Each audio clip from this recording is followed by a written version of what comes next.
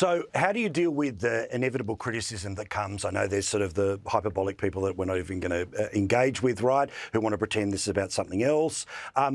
Reality is, one of the reasons people like you is because you're an independent voice. And yes, that means at times there's going to be displeasure from the president. Again, we don't want to go back to where things were years ago when it was particularly tough.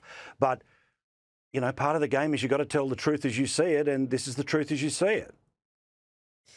Well, Trump wasn't happy with my opposition to what he's doing in Iran, and he made some rather mild remarks about me. I have to say, I kind of thought it was, in a way, sweet for Trump. Like, he was asked by a reporter, what do you say to Megyn Kelly and Tucker Carlson, who have said the following things about the war? And in neither case were we harshly critical about President Trump. We disagree with his policy. We got a lot of questions, having been at Fox for most of those years defending the other Middle East wars. And his pushback, I thought, was equally mild. He stood up for himself. He said, like, they can't hurt me. Her opinion doesn't matter because she's been opposed to me in the past and I still won. Fair point. And then he said, she's not MAGA. And he said, Tucker's not MAGA. He's right. I'm not MAGA. Like, that is a very fair response. Nor have I ever purported to be. The most I've ever said I am is MAGA adjacent, and that I'm fluent in MAGA. But I'm a reporter at heart. I'm a journalist first. And like, I'm not part of a movement. So while I can understand it and my sympathies can lie there, which they do, I would never say I'm like part of some political movement. That's just not who I am. And I do need some arm's length in order to be able to do my real day job, which is to be a journalist.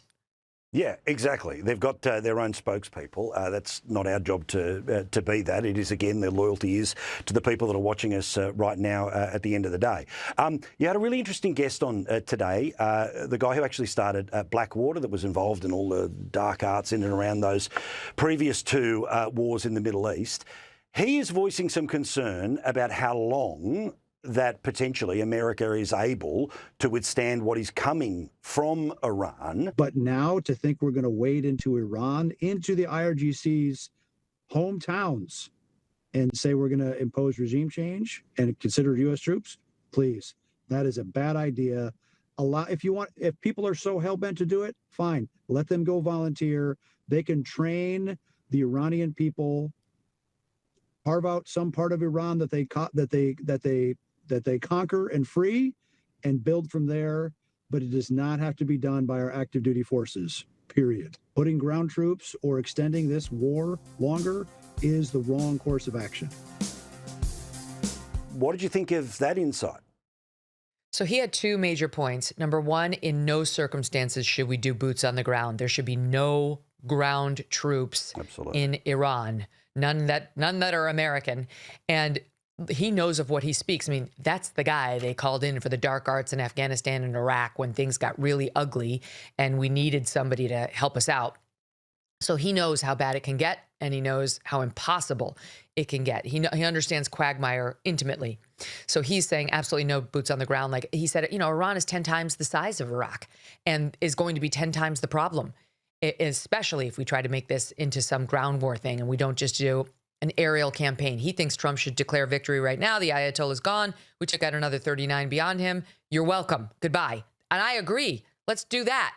Let's just do the Trumpian, like, you know how we pretended we had a big victory in Greenland. Yes, I like it. Let's do it. Okay, we got the new outpost, and now we can do things we couldn't do before.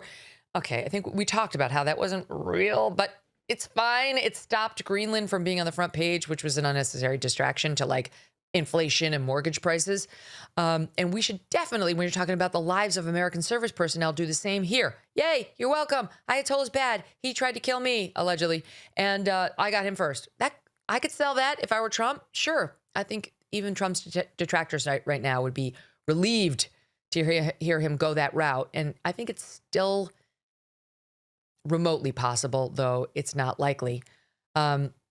But that was his number one. And his number two, Eric Prince, founder of Blackwater, was we are running out of interceptors. And what an interceptor is when they fire these missiles at us, at our bases, at our friends, like the Saudis, or just, you know, our military bases, which are all throughout the Gulf, and at Israel for that matter, you can stop them from hitting you with interceptors.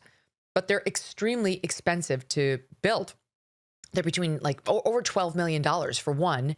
And they they have a countless number of missiles from the look of it. They've been stockpiling with the help reportedly of the Russians and possibly the Chinese too over the past couple of years. So while they don't have nukes, they do have tons of missiles.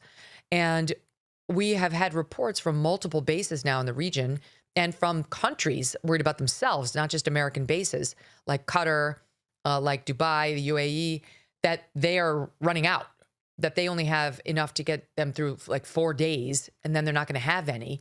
And Trump was talking about how, oh, well, we've got plenty that are sort of medium level, like in terms of what they can stop. But we're kind of missing the ones that are high level, thanks to Joe Biden giving them all to Ukraine. And he's suggesting we can raid our outposts for the high level ones, the best ones. Well, not if it's if the entire Gulf is demanding them of us, not if all of our outposts in the Gulf need them. We can't raid them. And who are we going to raid exactly? Like, what if the Chinese choose like next month to invade Taiwan, which Eric Prince was pointing out is a country we might actually want to defend, given that it makes all of our computer chips, and we haven't yet found a way of like backstopping that. So we might not want to give away all of our interceptors in a war that was totally unnecessary. So he's very worried that we don't have enough interceptors for ourselves or our friends, and that's going to become readily apparent very soon. Because if we don't have them, the missiles will hit and the casualty rates will go up exponentially. Well, let alone, my particular obsession in all of this is the drones and their endless ability of how cheap they are, how hard they are to intercept, and obviously they're not sending, one. It's not sort of a 1-for-1 missile situation. It can be a 10-to-1. It can be 100-to-1, and that's where things get even more frightening. So look, my hope is that there is an in and out here, that it's not 4 weeks, that it is in and out, and then, okay, what Israel wants to do, that's their business. I hope that's where this lands, but we'll all find out together. Megyn, we love you, mate. We look forward to listening to you and watching you, of course, via your YouTube channel. Thanks for having me, Paul. See you soon.